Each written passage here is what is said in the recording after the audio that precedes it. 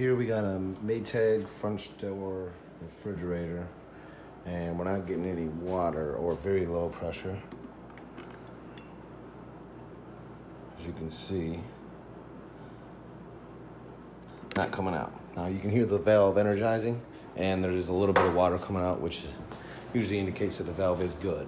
So what we'll do is go downstairs and check the inlet valve. Okay, so we located the supply valve, which is here. This looks like a plumber installed this one. A lot of times what you'll see is a saddle valve, which will actually just go right around the actual copper pipe there.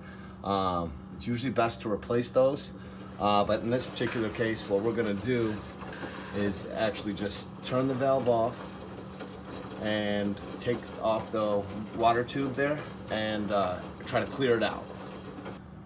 Okay, so I loosened the retainer right here. So I'm taking it out by hand. Now you're seeing the water because the tube is actually full of water.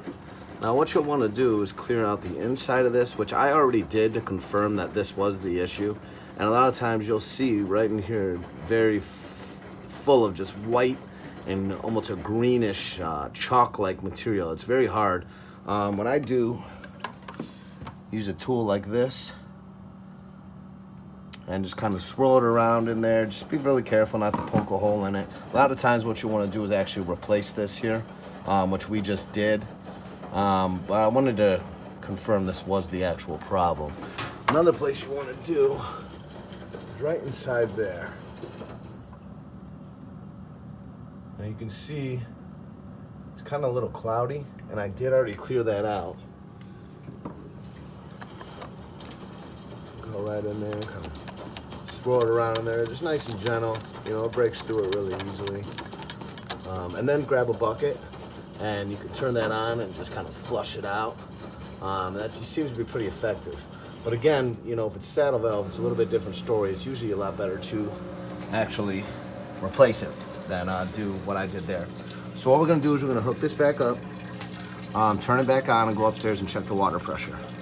Okay, now that we got the valve cleaned out, we're gonna go ahead and test our water pressure.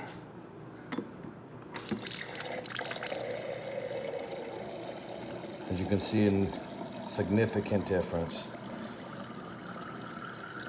And that's about as good as pressure is gonna get in this particular model.